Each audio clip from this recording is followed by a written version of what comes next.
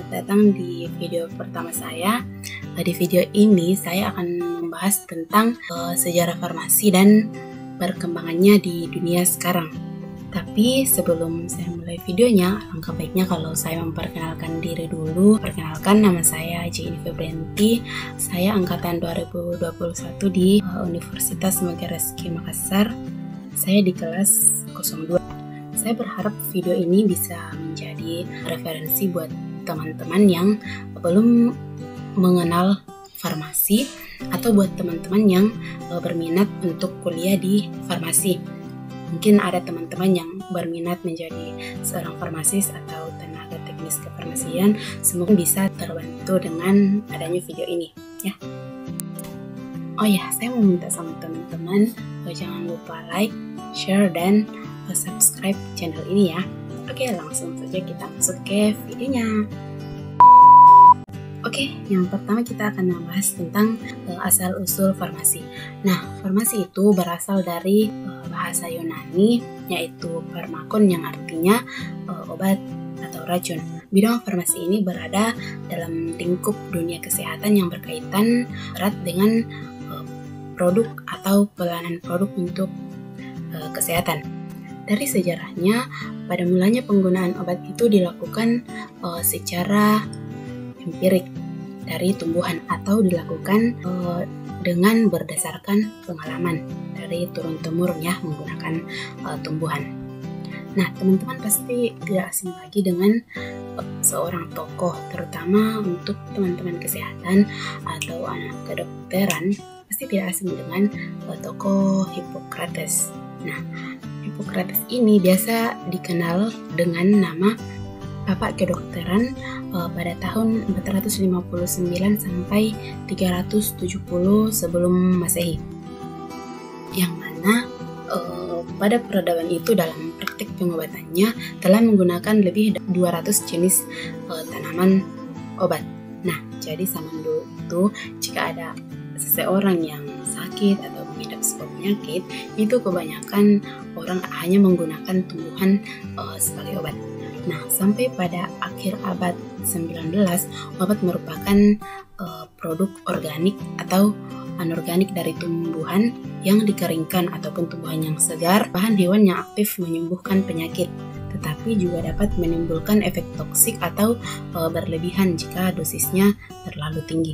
Nah, teman-teman, biasanya tumbuhan obat ini akan diawetkan dengan cara pengeringan untuk menjamin tersedianya obat agar tidak tergantung kepada musim. Nah, contohnya itu seperti kumis kucing. Tumbuhan ini dapat dikeringkan yang kemudian hasilnya itu kita sebut dengan simplicia, yang biasanya digunakan untuk memperlancar pengeluaran air kemih atau disebut dengan diuretik. Nah, tetapi dosis tumbuhan kering yang biasanya digunakan dalam pengobatan itu sangat bervariasi tergantung pada tempat asal tumbuhannya, kemudian waktu pengambilan tumbuhannya, terus kondisi dan lama penyimpanannya. Nah, maka untuk menghindari variasi dosis itu, toko besar farmasi yaitu F.W. Serturner atau Friedrich Serturner. Ya, kalau salah pembacaan atau pengejaan silahkan teman-teman komen ya. Pada tahun 1804 itu mempelopori isolasi zat aktif dan memurnikannya secara terpisah, di mana dilakukan sintetis secara kimia. Nah, sejak saat itulah berkembang obat sintetik untuk berbagai jenis penyakit seperti yang banyak kita lihat obat-obat yang beredar di apotik atau di toko-toko obat.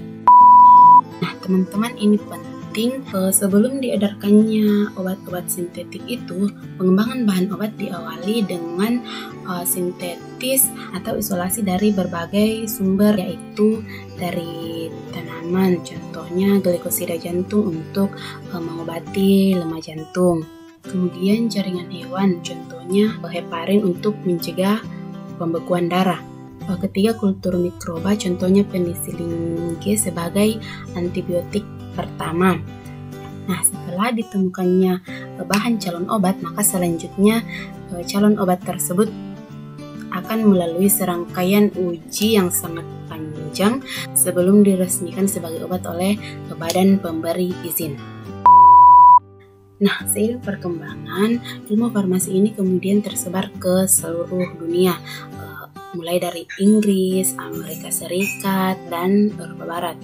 Karena telah tersebar, maka terbentuklah sebuah sekolah tinggi farmasi pertama di dunia, yaitu di Philadelphia, Amerika Serikat pada tahun 1821. Sekarang lebih dikenal dengan Philadelphia College of Pharmacy and Science. Nah, sejak itulah maka mulai era baru ilmu farmasi dengan banyaknya sekolah tinggi farmasi yang ada. Karena itulah profesi pun tidak lepas perkembangannya, terlebih profesi farmasi yaitu apoteker yang merupakan gelar bagi seseorang yang telah lulus sarjana farmasi, kemudian lulus apoteker dan telah mengucapkan sumpah apotekernya. Nah, organisasi ahli farmasi ini banyak di lingkup nasional maupun internasional loh. Seperti di Indonesia ada 2 organisasi ahli farmasi. Nah, profesi farmasi ini yang pertama, yang IAI itu berdiri pada 18 Juni 1955, kemudian yang PAVI berdiri pada 13 Februari 1946. Jadi PAVI ini lebih duluan ada dibanding IAI atau Ikatan Apoteker Indonesia. Nah, pilihan farmasi saat ini karena semakin berkembangnya kemudian banyak berorientasi kepada produk, juga berorientasi kepada pasien. Tetapi kita ketahui banyak tuntutan yang ada di masyarakat yang menjadi tantangan untuk perkembangan dunia farmasi. Yang pertama, pharmaceutical care, di mana obat itu harus sampai ke tangan pasien dalam keadaan yang aman dan efektif, juga dalam keadaan yang baik tentunya. Nah, yang kedua itu timbulnya penyakit baru yang memerlukan pencarian obat baru juga. Kemudian yang ketiga itu penyalahgunaan obat dan ketergantungan pada narkoba atau psikotropika. Oke, terima kasih buat teman-teman yang sudah menonton video ini sampai akhir. Saya minta teman-teman untuk like video ini jika teman-teman suka, dan jika ada penyampaian dari saya di video ini yang mungkin salah atau kurang, teman-teman boleh tambahkan di kolom komentar. Atau jika ada teman-teman yang mungkin punya kritik atau saran yang membangun, silahkan teman-teman ketik di kolom komentar untuk dapat menjadi referensi buat saya agar pembuatan video selanjutnya boleh lebih baik. Jangan lupa teman-teman share video ini ke teman-teman yang lain agar saya, kamu dan juga mereka boleh mengetahui sejarah farmasi dan dapat menjadi ilmu yang bermanfaat buat kita semua. Oke, sampai jumpa di video selanjutnya. Thank you for watching.